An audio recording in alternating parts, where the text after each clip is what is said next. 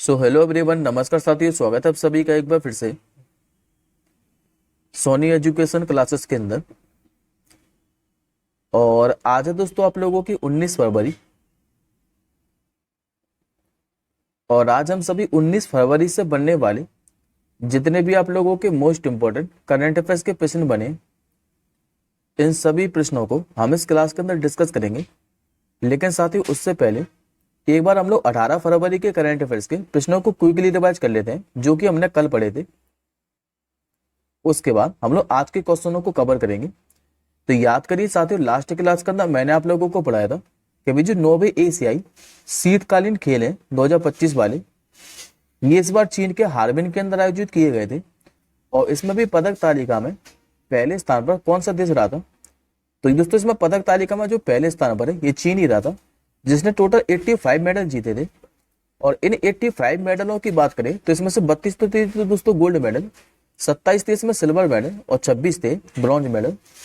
दूसरा क्वेश्चन मैंने आपको पुरस्कार से संबंधित पढ़ाया था, कभी ब्रिटेन के प्रतिष्ठित सम्मान जिसका नाम है most excellent order of the British Empire, यह भी किसे दिया है?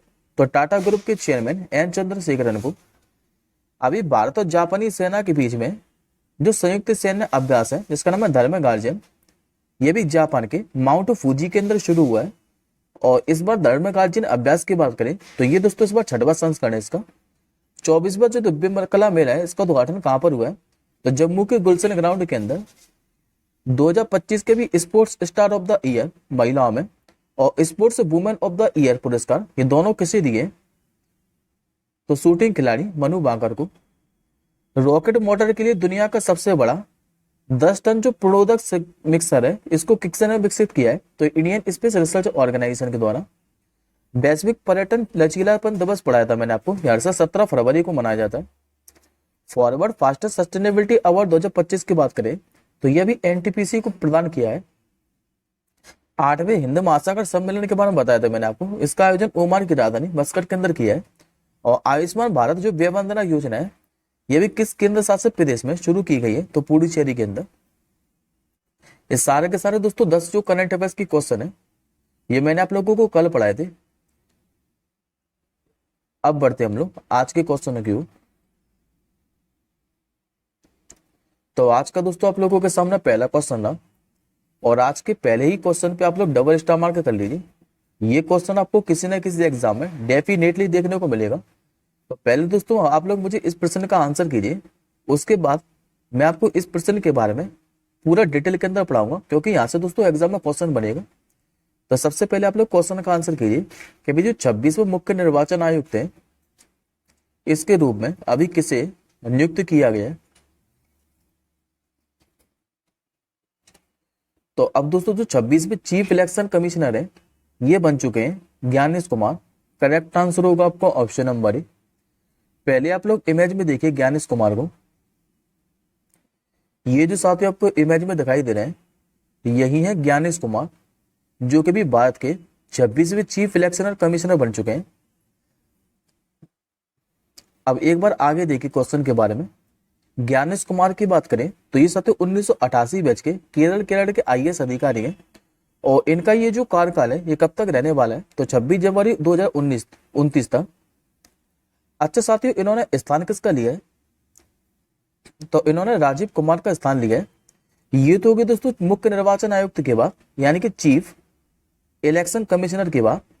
तो जब भी दोस्तों निर्वाचन आयोग की बात होती है तो हमारे सबसे पहले मन में कॉन्सेप्ट आना चाहिए 2+1 का, यानी कि एक तो होते दोस्तों इसमें चीफ इलेक्शनर कमिश्नर और 2 होते इसमें इलेक्शन कमीशन। तो एक जो आपके नए मुख्य निर्वाचन आयुक्त बन चुके हैं यह भी ज्ञानेश कुमार बन चुके हैं।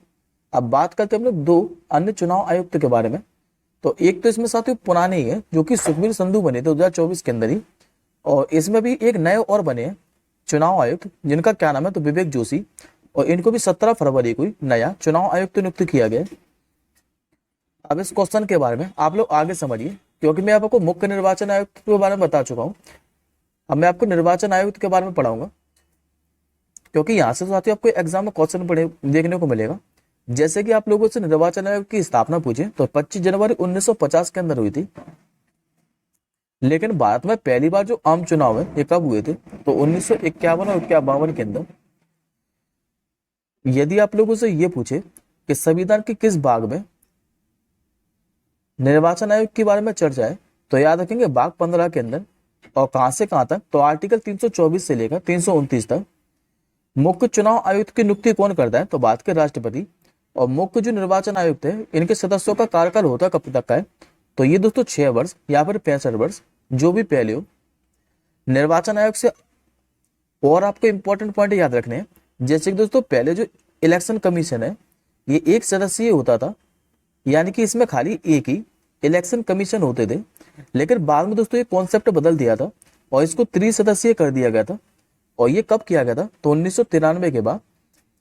पहले अगर आप लोग से इलेक्शन कमिश्नर पूछे तो ये सुकुमार सेन थे, लेकिन देश की एकमात्र चीफ इलेक्शन कमिश्नर पूछे महिला तो कौन है? तो BS रमा देवी। ये सारे पॉइंट आप लोगों को याद रखने हैं।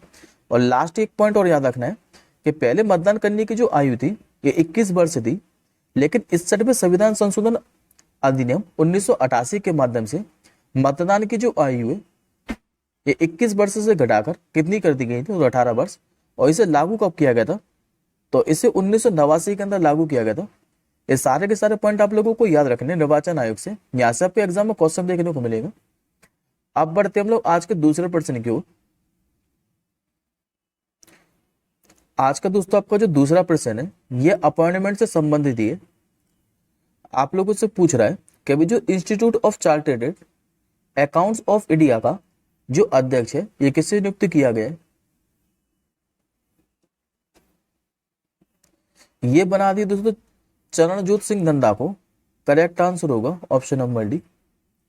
ये आपके सामने साथियों इमेज में है चरणजोत सिंह नंदा, जो कि भी institute of chartered accounts of India के अध्यक्ष बन चुके हैं।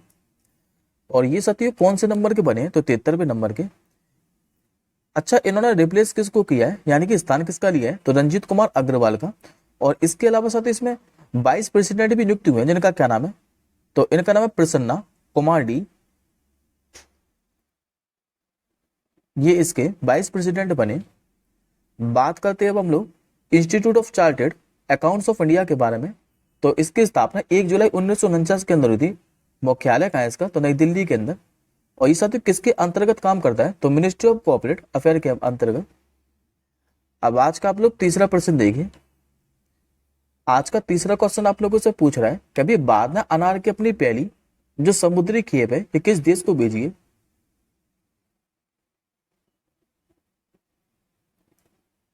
ये भेजी दोस्तों अभी रिसेंटली ऑस्ट्रेलिया को। करेक्ट आंसर होगा ऑप्शन नंबर बी। अब इस क्वेश्चन के बारे में आप लोग आगे समझिए। देखिए साथियों, बात है समुद्री मार्ग से ऑस्ट्रेलिया को अनार की पहली जो वाणिज्य प्रयोगी खेप है ये भेजी है। और ये जो खेप है साथियों ये महाराष्ट्र का जो सोलापुर है यहाँ से 5.7 टन अनार लेकर कहां पर पहुंचा है? तो सिडनी ऑस्ट्रेलिया के।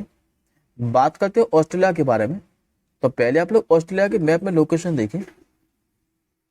ऑस्ट्रेलिया की यदि आप लोगों से साथियों राजधानी पूछे तो याद रखेंगे कैनबरा है।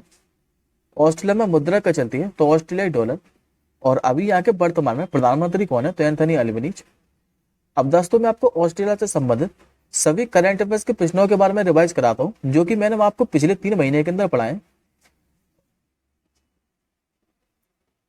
जैसे कि दोस्तों याद करिए, मैंने आपको बताया था ऑस्ट्रेलिया ने 16 साल से कम उम्र के जो बच्चे हैं इनके लिए सोशल मीडिया पर प्रतिबंध लगा दिया था।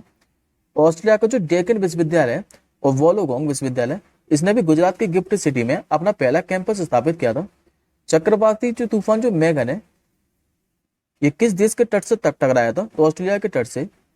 ऑस्ट्रेलिया में जो मोनास यूनिवर्सिटी के शोधकर्ता हैं इन्होंने भी दुनिया की पहली बायोनिक आंख डेवलप की थी। और दुनिया का सबसे बड़ा जो 110 साल का पुराना मगरमच्छ है इसकी मृत्यु कहां पर हुई है? तो ऑस्ट्रेलिया के अंदर ही। ये पांचों क्वेश्चन याद रखिएगा। और ये मैंने आपको पिछले 3 महीने के अंदर पढ़ाए, यानी कि नवंबर से लेकर फरवरी 2025 तक। अब आज का आप लोग चौथा क्वेश्चन देखिए। आज का चौथा क्वेश्चन आप लोगों के सामने रहा और इस क्वेश्चन पे भी साथियों आप लोग स्टार मार्क कर लीजिए। आप लोगों से पूछ रहा है कभी बात की पहली जो ग्लोबल कैपेबिलिटी सेंटर नीति है ये किस राज्य में शुरू की गई है? तो वैसे तो साथ ही इस क्वेश्चन का जो आंसर है ये आप लोगों को इमेज में स्पष्ट दिखाई दे रहा है। ये मध्य प्रदेश के मुख्यमंत्री हैं डॉक्टर मोहन यादव, और इन्होंने भी मध्य प्रदेश में भारत की पहली ग्लोबल कैपेबिलिटी सेंटर नीति शुरू की है। करेक्ट आंसर हो जाएगा ऑप्शन नंबर सी। देखिए साथियों, ये जो ग्लोबल कैपेबिलिटी सेंटर नीति है, ये मल्टीनेशनल कंपनी के इन हाउस सेंटर होते हैं जो कि साथियों किसी एक विशेष देश में स्थापित किए जाते हैं। ये केंद्र कंपनी की जो आईटी, फाइनेंस, ह्यूमन रिसोर्स है, कस्टमर सपोर्ट और जो डेटा एनालिटिक्स है, इन जैसी सेवाओं का संचालन करते हैं। बात करते हैं हम लोग मध्य प्रदेश के बारे में, तो मध्य प्रदेश के मुख्यमंत्री ये आपके सामने डॉक्टर मोहन यादव, और राज्यपाल मैंने आपको कई बार बताया जो कि मंगू भाई सी पटेल हैं। और इसके अलावा दोस्तों आपको एक क्वेश्चन और रिलेट करिए, ये मैंने आपको मध्य प्रदेश से ही पढ़ाया था कि अभी भारत का पहला जो सफेद बाघ प्रजनन केंद्र है ये कहाँ पर खोला जाएगा, तो मध्य प्रदेश के रीवा के अंदर। ये याद करिएगा इसी से रिलेट कर। अब बढ़ते हम लोग आज के 5वें क्वेश्चन की ओर। आज का 5वां क्वेश्चन भी दोस्तों आपका महत्वपूर्ण है, इस पे भी आप लोग स्टार मार्क कर लीजिए। अभी भारत का पहला जो वर्टिकल बाईफेशियल और सौर संयंत्र है, इसका उद्घाटन कहां पर किया गया है, तो इसका दोस्तों जो उद्घाटन है ये भी नई दिल्ली के अंदर किया है। करेक्ट आंसर होगा ऑप्शन नंबर ए। देखिए साथियों, नई दिल्ली में अभी एक मेट्रो पुलिया पर क्या है कि भारत का पहला वर्टिकल बाईफेशियल सौर संयंत्र का उद्घाटन किया है। अच्छा दोस्तों, इसका उद्घाटन किया किसने, तो केंद्रीय आवास और शहरी मामलों के मंत्री मनोहर लाल ने। वर्टिकल बाईफेशियल सौर पैनल की बात करें तो ये जो दोस्तों वर्टिकल बाईफेशियल सौर पैनल है, ये दोनों तरफ से सूर्य के प्रकाश को पकड़ने के लिए डिजाइन किए गए हैं, जिससे ऊर्जा दक्षता बढ़ती है और वे सीमित स्थान जैसे मेट्रो पुलिया के लिए उपयुक्त हो जाते हैं। अब ये भारत के पहले से संबंधित क्वेश्चन है, तो अभी दोस्तों पिछले 3 महीने के अंदर भारत के पहले से संबंधित मैंने आपको जितने भी क्वेश्चन पढ़ाए एक बार मैं आपको उनको रिवाइज कराता हूँ। आगे देखिए, जैसे कि दोस्तों याद करिए, मैंने आपको भारत का पहला डिजिटल म्यूजियम बताया था, ये महाराष्ट्र के अंदर स्थापित किया गया था। भारत ने अपना पहला जो मधुमेह बायो बैंक है ये कहाँ पर शुरू किया था, तो तमिलनाडु के चेन्नई के अंदर। भारत का भी पहला एयर कार्गो हब ये कहाँ पर बनकर तैयार हुआ है, तो नोएडा के अंदर। भारत का पहला भी हाइपरलूप जो टेस्ट ट्रैक है ये कहाँ पर बनकर तैयार हुआ है, तो आईआईटी मद्रास के अंदर। सौर ऊर्जा से चलने वाला देश का पहला मैंने आपको सीमावर्ती गांव बताया था, ये गुजरात का भी मसानी गांव बना था। तमिलनाडु के भी कन्याकुमारी में समुद्र के ऊपर देश के पहले ग्लास ब्रिज का उद्घाटन किया गया था। और दक्षिण भारत की पहली संक्रामक जो रोग अनुसंधान और निदान प्रयोगशाला है ये कहाँ पर स्थापित की गई है, तो कर्नाटक की राजधानी बेंगलुरु के अंदर। ये सभी क्वेश्चन दोस्तों भारत के पहले से संबंधित क्वेश्चन है और काफी ज्यादा महत्वपूर्ण है, तो हो सके तो स्क्रीनशॉट ले लीजिएगा। अब बढ़ते हम लोग आज के 6वें क्वेश्चन की ओर।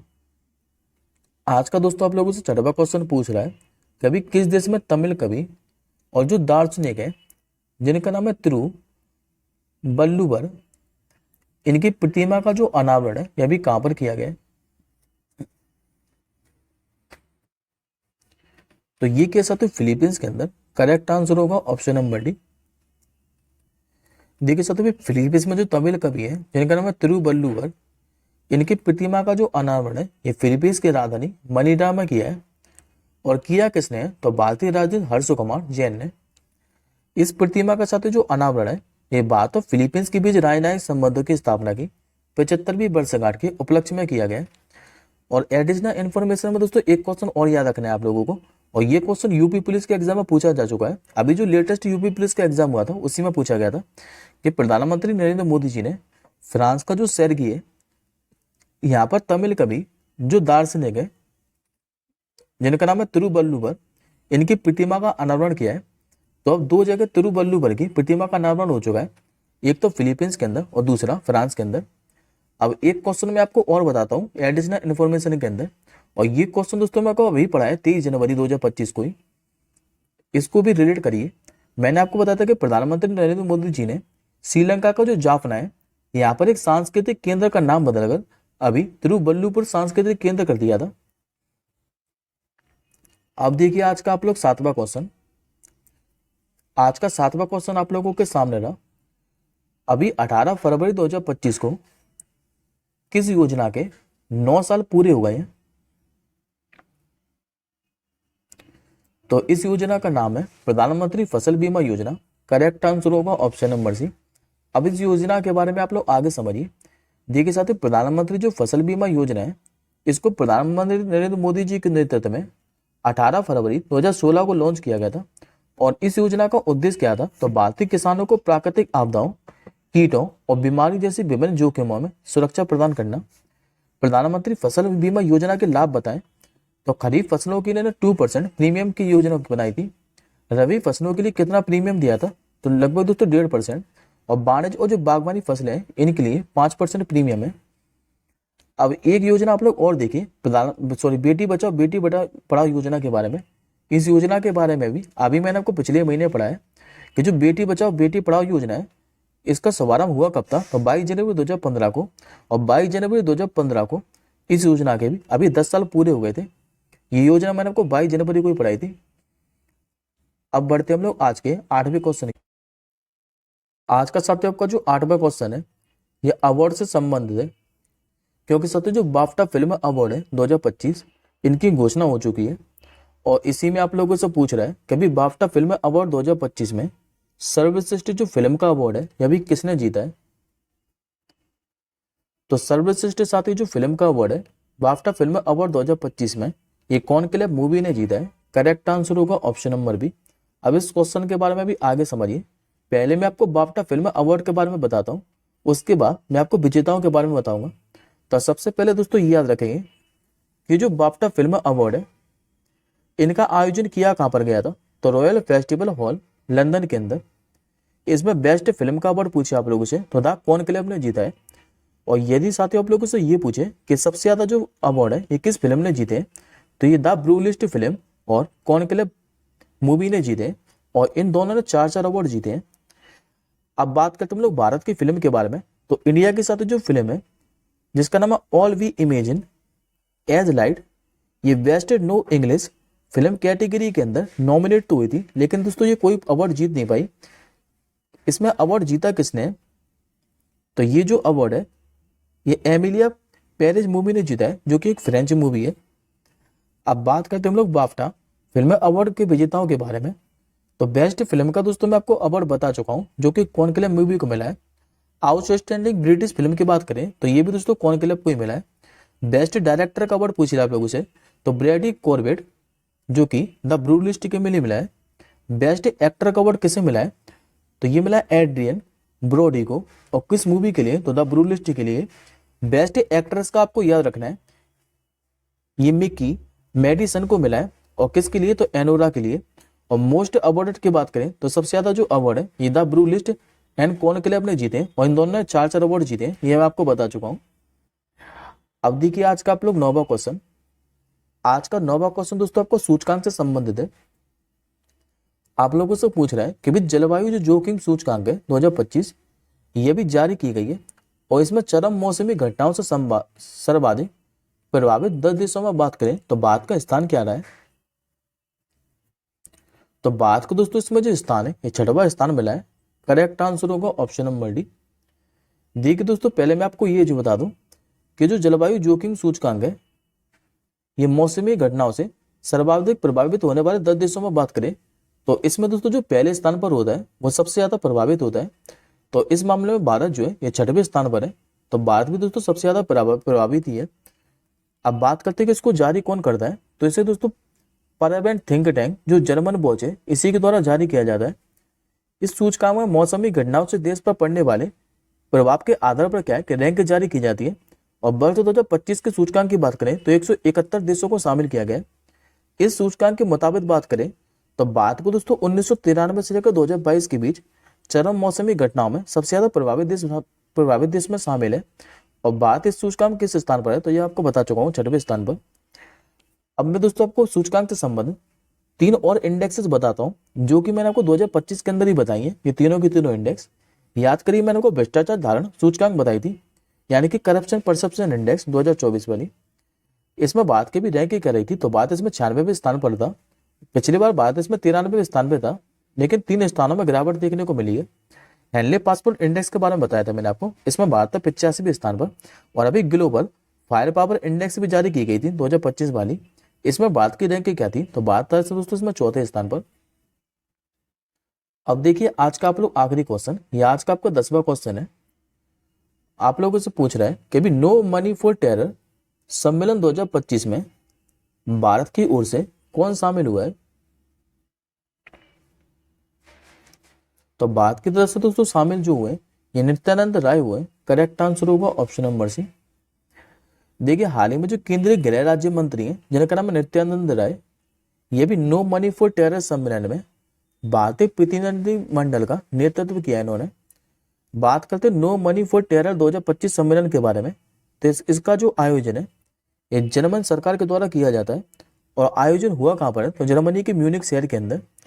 इसमें 200 से अधिक उच्च स्तरीय अधिकारी और विशेषज्ञों ने भाग लिया था।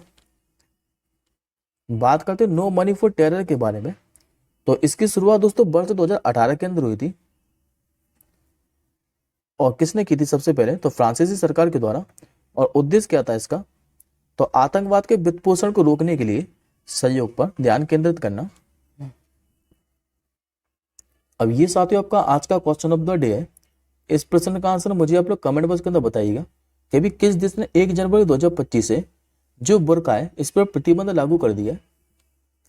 इस प्रश्न का आंसर मुझे आप लोग कमेंट बॉक्स के अंदर बताइएगा। अब हम जल्दी मिलेंगे अगली क्लास के साथ ही, तब तक के लिए जय हिंद, वंदे मातरम।